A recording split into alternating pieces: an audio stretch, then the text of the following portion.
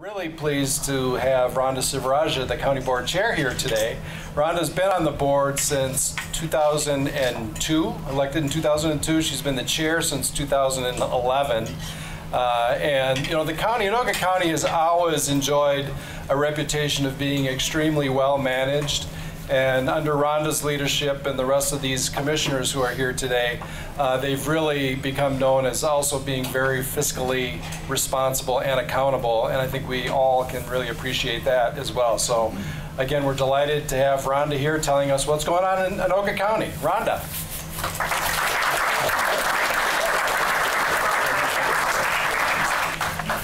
Well, good afternoon. I appreciate the opportunity to be here today with you, and thank you for introducing the rest of the team, because this truly is a team effort. It's nothing that anyone does alone, and we have a great team and great staff that really help to carry out our vision for Anoka County. For many of you I know, but for those who don't, I am Rhonda Sivarajah, Chair of the County Board. I represent the eastern side of Anoka County, so the areas I represent in District 6 is Eastern Blaine, Centerville, Circle Pines, Lino Lakes, Lexington, Columbus, and the last township, Linwood Township. I live in Lino Lakes with my husband, and we have 2 children. Our son is going to be a junior this fall. He attends school in Rochester, New York at Rochester Institute of Technology. And my daughter just graduated from high school on Saturday and will be going to UW Stout, so we're excited about that. I want to begin today by thanking all of you because of your commitment to the Chamber. You really are essential to building this community, and we appreciate the fact that you have located your businesses within Anoka County. Your leadership is really essential to the success of this entire community. We're blessed in Anoka County to not only have a strong business community, but we also have an active faith community and a very robust nonprofit community. And all of you play a very strong role in making this a great place to live and to work. How many of you refer to the good old days? I never thought I'd say that. It makes me feel really old, but I find myself saying that more and more all the time. You know, people were very neighborly, very friendly, very outgoing. I grew up in a community where it was knock, knock, knock, anybody home. So, you know, we sometimes maybe think, boy, would really be nice to get back to those days. We tend to see people relying more and more on government. And government cannot be the only answer. That's why groups like yours are really crucial to our community. But government's role over the years, whether we like it or not, it has grown. And so as public servants, we're entrusted with those tax dollars to make sure that we are spending those tax dollars in the most fiscally responsible manner possible. Over the next few minutes, I'm going to tell you a little bit about our initiatives, some of the challenges that we face, and what's ahead. And I really believe that it is all really good news. At Anoka County, our mission is to serve our citizens in a respectful, innovative, and fiscally responsible manner. And we're very serious about that mission. We try to make sure that we live that out each and every day. I can't say that without mentioning that our county board has led the state of Minnesota in keeping the property tax rate stable or dropping over the past 4 years. That's never been done in Anoka County's history, 150+ year history. That's fiscal responsibility and responsiveness to you, our citizens, and our business community. We want to make sure that we're keeping more of your hard-earned money in your pocket. My fellow commissioners and I were briefed earlier this spring on how much those levy drops have accounted for in savings to you, the taxpayer. And the amount really is mind-boggling. It's hard to believe when we look back. When we first lowered our property tax levy in 2012, it was nearly $8 million reduction. The next year we went down another $1 million. And for 2014, we dropped it another $2 million. So if you add up all of those numbers, because it's cumulative, The savings these past years has been a total of over $37 million to you, the taxpayers. Those are your tax dollars that are being saved and kept in your pocket so that you can invest in your business and in the community. Now, I know there's going to be somebody here that says, wait a minute, you're saying that you lowered our taxes and you lowered the levy, but why are my taxes going up? Well, Minnesota has one of the most complex property tax systems in the entire nation. So if you look at your property tax statement closely, you'll see that although we send out the form, each taxing jurisdiction has responsibility for their budget and their levy. We are the ones that basically send out the form on behalf of all of the taxing jurisdictions. Your property taxes are affected by the value. Not only your value, but also the value of those properties around you, whether it's a home or business, existing or new.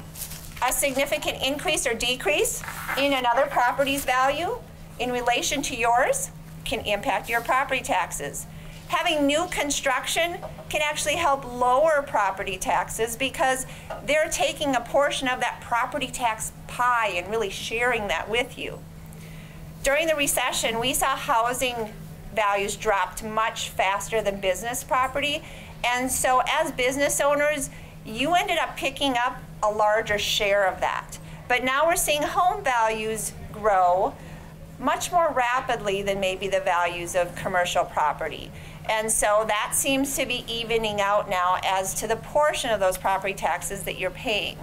So overall, the amount that you pay in property taxes really boils down to two things. It's the property's value, whether it's yours or somebody else's, and it's the decisions made by local government and really state and federal government, because many times they impose mandates on local government that then we have to carry those mandates out. In Anoka County, we have really charted a new course.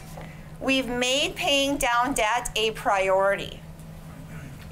We are not making borrowing a priority. In fact, we've not borrowed one single dime for 3 years straight. That is historic. We used to issue bonds at least once a year and many times twice a year in Anoka County. And as you know, just like when you have a home mortgage, when you lower your debt, you actually save money. So each and every year, we are realizing savings for the taxpayer. Just 5 years ago, our debt load was nearly $170 million. Today, it is nearly $115 million. So in that short period of time, by not borrowing and focusing on refinancing and paying off whenever we could, that's a savings of more than $53 million. So again, that is really the priority of this county board in making sure that we're being fiscally responsible and keeping more of those dollars in your pocket. We've used those savings to really create a couple of different opportunities. An asset preservation fund so that we can be proactive about taking care of the buildings which taxpayers have paid for, to making sure that we're not borrowing for those repairs, but actually paying for some of those repairs with cash. And we've also set up an IT fund so that we can be better prepared to make sure that we're meeting the needs of our constituents electronically whenever possible without looking at building additional buildings. In addition to keeping the property tax levy low, I'm really proud to say that our county has looked at other taxes as well. And I know there's been a lot of questions about this, but Anoka County was one of the counties a number of years ago that implemented a $5 per vehicle wheelage tax.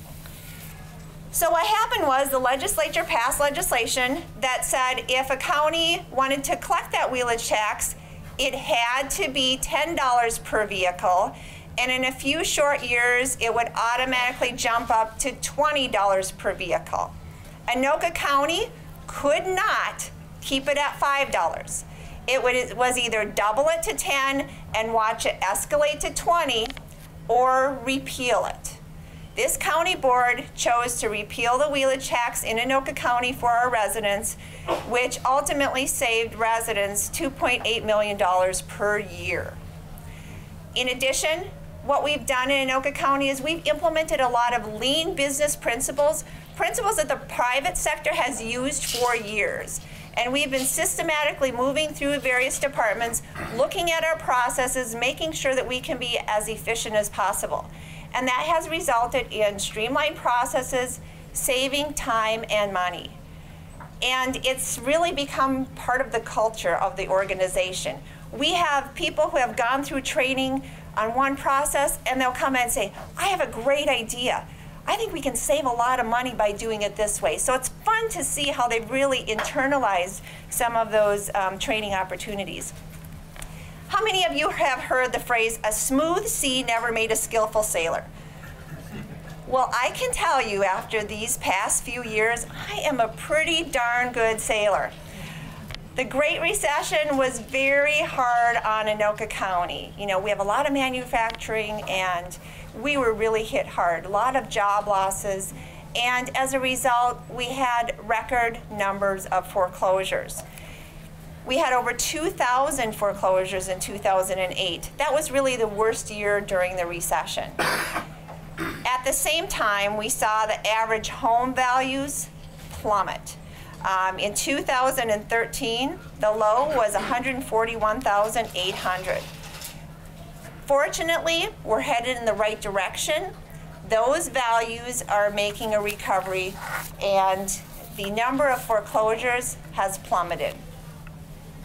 Now, some of the challenges that we're facing, the adoption of the Affordable Care Act and MNsure has been a huge challenge for us since day one. As an arm of the state, we actually have to administer MNsure. The workload has already increased by more than 50%, and so our caseload has grown from 22,000 cases to 34,000 cases, just on the medical piece alone.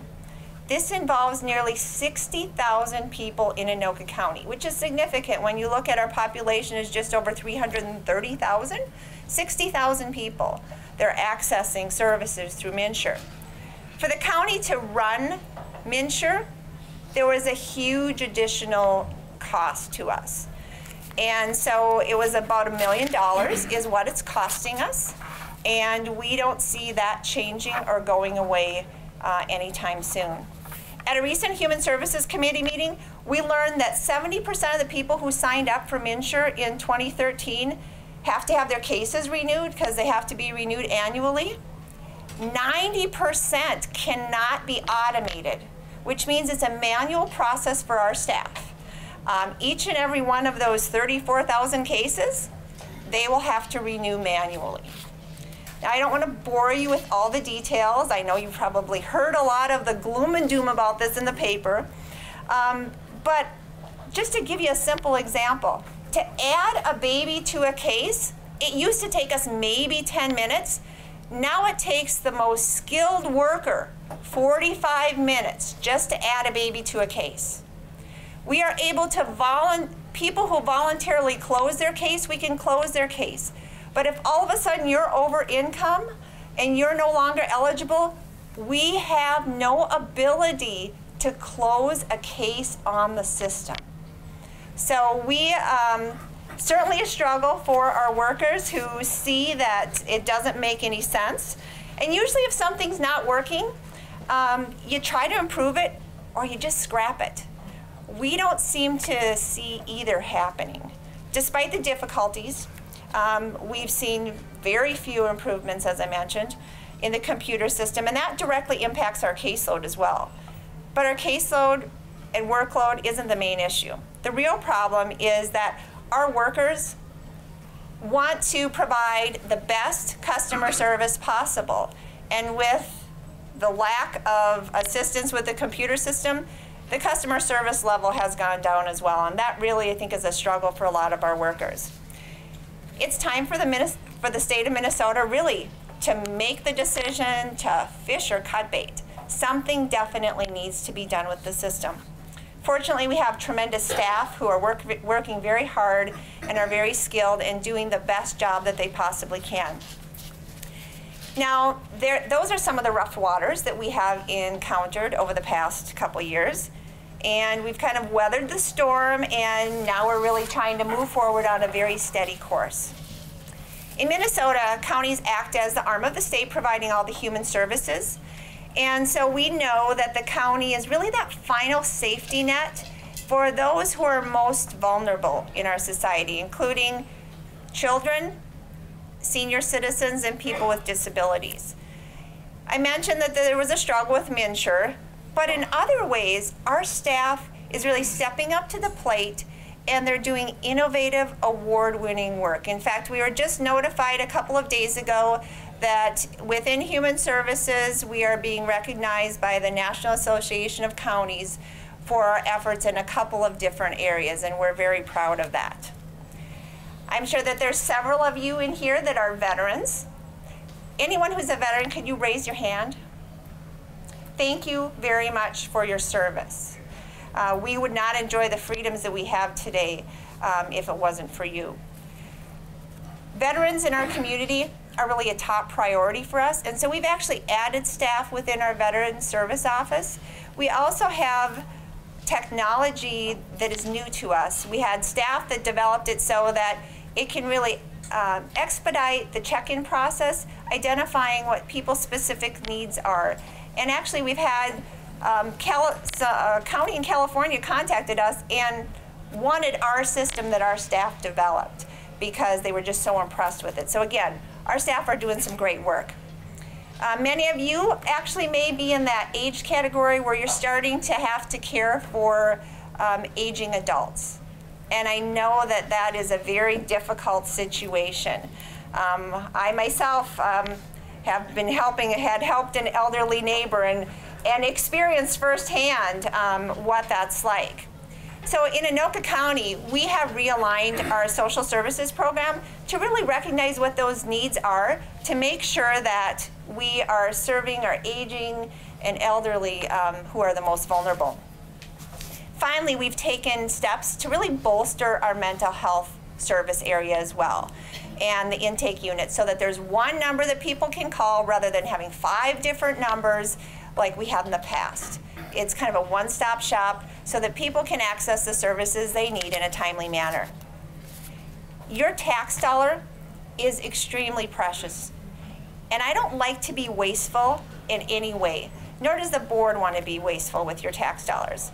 I'm really true to my conservative values, and so that includes being very strategic about how we use your dollars and how we leverage other dollars that might be available through grants or cost-sharing opportunities. And there's nowhere in the county more apparent where that happens than in our county highway department and in our parks departments. Our highway department has a budget of about $15 million of county dollars, but typically we leverage 3 times that from state and federal dollars as well as other grants.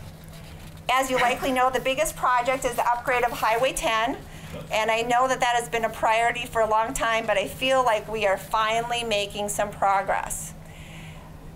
I stress that it's US Highway 10 because this really is not Anoka County's responsibility. We really should not have to spend one single dime on the US Highway 10. But we see this as a priority because if that's not upgraded, what happens is people start cutting through on the county roads and on your neighborhood streets. Ultimately, that ends up impacting all of you. So we actually had done a study a number of years ago. It's much more cost effective for us to invest on that US highway so that we don't have to then expand some of those other streets. Making sure that the public can actually get to where they need to be in a safe manner. So the first project is the intersection of Highway 10 and Armstrong, and any of you who have been through there know that it is well underway, and we are very excited about that. Our next goal along the corridor is we're hoping to get something done over at Fair Oak and Thurston. And so we have worked with MnDOT City of Ramsey, City of Anoka, really in identifying, what are the priorities along that corridor, but then also how can we make sure that we're delivering a project that is cost effective and meeting all the safety needs. And for those of you who have read, originally it was over a $300 million project to do the entire corridor.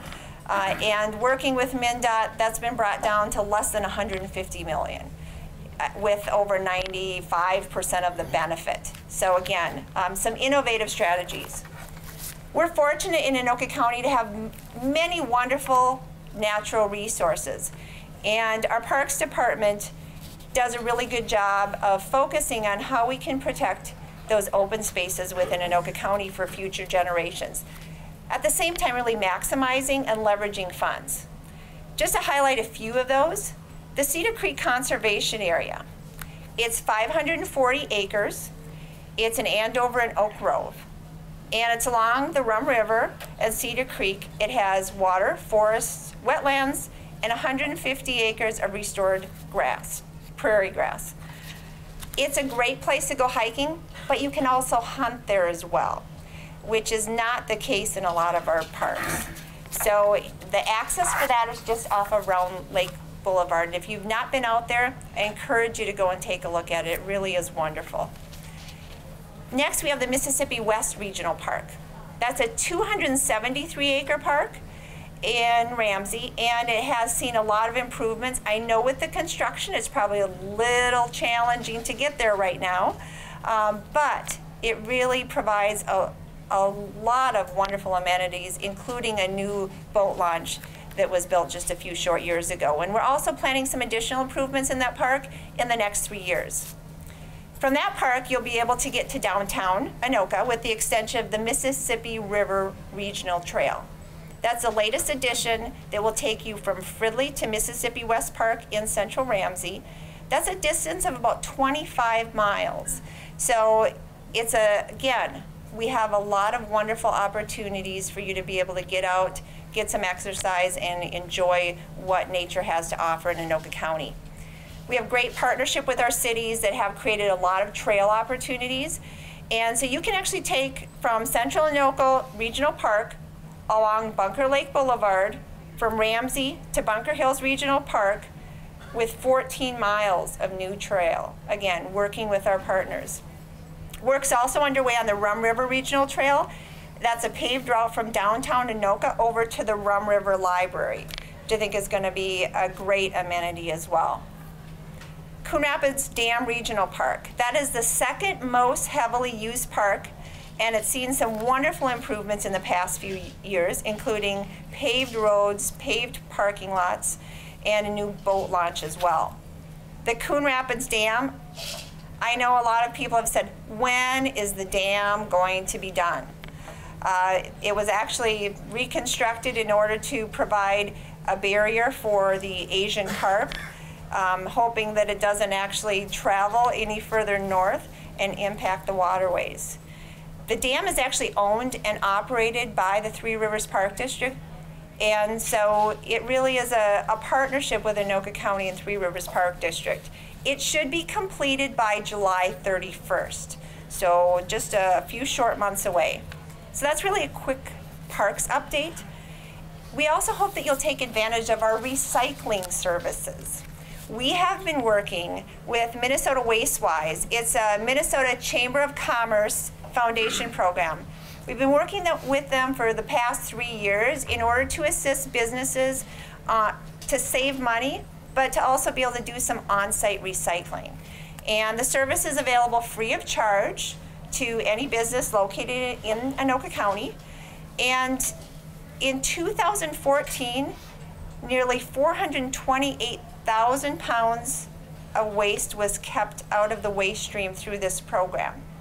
And what people don't realize is the state of Minnesota actually puts mandates on counties saying that we have to reach a certain percentage each year as far as the amount of product that is recycled. If we don't meet those goals, we can be penalized financially. So I encourage you to reduce, reuse, and recycle. It's good for the environment. It's good for the bottom line. not only for the county, but also for your businesses as well. Now, next time you go to renew your license tabs, you may see some new features within our Ramsey and Coon Rapids license centers. We have a new electronic system that replaces the old take a number system, where it will actually help to filter those transactions to direct you to the line that will be able to serve you in the most efficient manner possible. And we will eventually be expanding that to our other license centers as well. Again, trying to make sure that we provide the best quality services to the customers who are coming in. We're also trying new ways to provide services within our library system. If any of you have been over to the community center in Andover, it's wonderful. We have vending machines for library books. We have lockers, a checkout system there. It really has been extremely successful. Again, trying to find ways that we can make sure we're out in the community delivering those services without necessarily building large buildings in order to meet the needs of our residents. The branches, what we're seeing is that there's just as many people who are actually coming to the libraries for computer classes and for business services as they are for books. And the e-books, we have a wonderful collection, and that's expanding, and so encourage you to take a look at that rather than going online and purchasing. If you've got your Kindle or you've got your Nook or whatever, make sure you check out some of the opportunities available within our library system. I want to talk to you for a little bit about what you do and how we really work together. A number of years ago, we actually launched an economic gardening program. Actually, it was the city of Coon Rapids that brought it to our attention, and we're always very appreciative when people bring new ideas forward.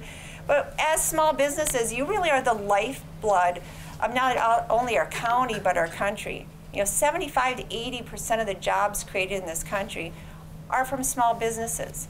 And this really provides an opportunity for business growth and development. And one of the things that we've learned is that it's much more difficult to bring a new business in and to attract them to the county. It makes more sense to really foster those business relationships and make sure we're retaining the businesses that we have here to make sure that they have the opportunities to grow and develop. So a couple of the programs that we have are the Academic Gardening Program, which I mentioned, and then the new Open to Business program. And thanks to a partnership between the county and the Metropolitan Consortium of Community Developers, business owners who are looking to start a new business can access a new program called Open to Business. And we have a short video with some information on that. This is available to all the residents and small businesses of Anoka County. I can get them started with what doors they need to open with the state of Minnesota to get started, to establish their name. Or I can help an existing business that's here, a small to medium-sized business that just needs help with whatever it might be.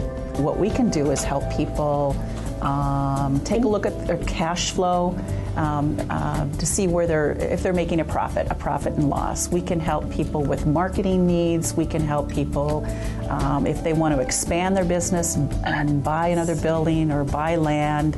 We consider ourselves a non-traditional or micro lender. Even if they have bad credit, they've got some debt hanging on, we'll look at the whole picture. We'll take a look at how can we maybe help get this business off the ground, or how can we help this business continue.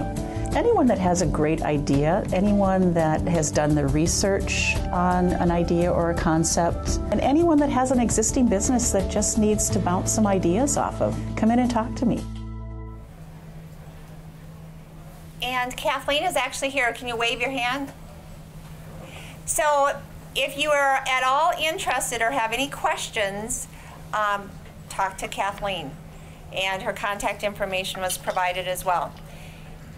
When I talked about economic gardening, it's actually entering its third year, and there's a lot of CEOs who have participated in that, and they're really glad that they did. And so we're going to hear now from one local CEO about how economic gardening actually helped his business. Patriot Converting is a paper converting company, and we resize paper roll stock before it goes into the printing process. So when we went to expand, we really just needed more resources at our disposal, mainly from other business leaders, other CEOs, and that's really what economic gardening had to offer. It's no longer just my opinion, my thought process. I have 12 other, solid, established minds in the room that are helping me navigate these waters. But economic gardening isn't just about the form. It's, like I said earlier, it's about getting the resources to the business owner that can make decisions. So economic gardening brings 50 hours of research at an equivalent level that a Fortune 500 company would see. That's something as a business owner, that's hard to put a price on.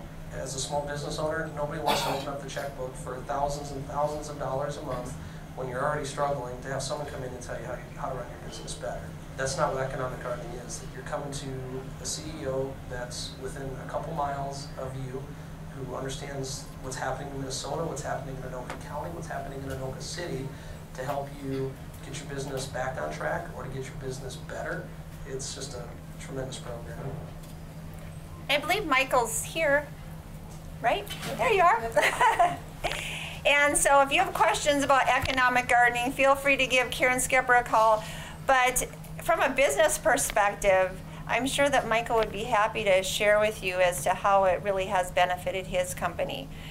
It's for companies that are second stage companies, and it helps provide business leaders with proven resources in order to really bring their company to the next level. Finally, I want to mention a project that we are very excited about. Cautiously optimistic because there are a number of hurdles that we need to jump through. But we've been worrying for years about what to do with some of the aging buildings at the Rum River Treatment Center location. For those of you who may not know, it is the old Anoka State Hospital grounds. And we use a number of those buildings for various county departments, but we also have some that are buildings that are really in rough shape. Right now we have the workhouse out there, we have community corrections, we have part of our mental health department out there, and social services, and we also have the Stepping Stone Shelter, which has been a wonderful partnership providing housing for people who are homeless out at that location. But the remaining buildings, a lot of them are falling apart and would cost us millions of dollars to repair and cost thousands of dollars just to even keep them at the level that they're at. So at our board meeting just 2 weeks ago, we signed a preliminary agreement with Common Bond to turn those aging buildings, it's 3 of the cottages, into housing for homeless veterans and their families. Common Bond did this very successfully at Fort Snelling, and you may have read about that recently in the paper. And so, again, we're cautiously optimistic. We had another an option to lease that came before the board today. They need to be able to get all of their funding pieces in line, and we have some work with the state of Minnesota to do as well. But I think it would be a wonderful opportunity within our community, and hopefully that is something that will come to fruition. As a county, we want you to be successful. And I want you to be successful. Like I said, you are really the foundation of what makes this nation great. And to do so, we need you to be a sound organization that's based on solid financial principles. And you can really expect the same from us, because we want to make sure that we are learning from you, the business community, and making sure that we are being fiscally responsible and making sure that those sound fiscal management tools are in place as well. We want to make sure that we are creating a culture and a community where you can do your best every day, knowing that Anoka County government is going to be making sure that we're doing our best for you every day in providing public safety, great opportunities for recreation, and making sure that you have safe highways to travel on. So I want to thank you so much for the opportunity today, and thank you for the support that you've shown this county board, because it really is not about just the team in Anoka County, but it's with all of us working together. Like I said at the beginning, it's government, it's the nonprofits, it's our faith community, but it's also the business community. And that is what makes Anoka County strong.